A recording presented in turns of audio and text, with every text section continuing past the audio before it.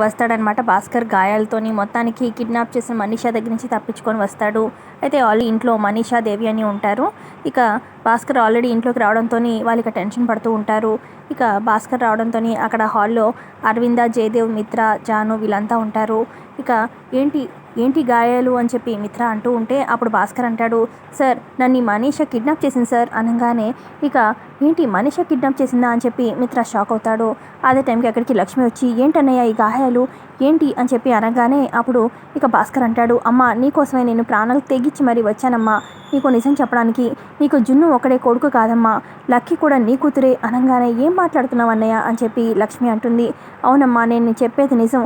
ఆ రోజు మున్నార్లో నీకు డెలివరీ టైంలో ఇద్దరమ్మా నీ పిల్లలు, కవల పిల్లలమ్మా, నువ్వు లక్కీ నీ సొంత పిల్లలమ్మా అని చెప్పి అనగానే మిత్ర కూడా మాట వింటాడు.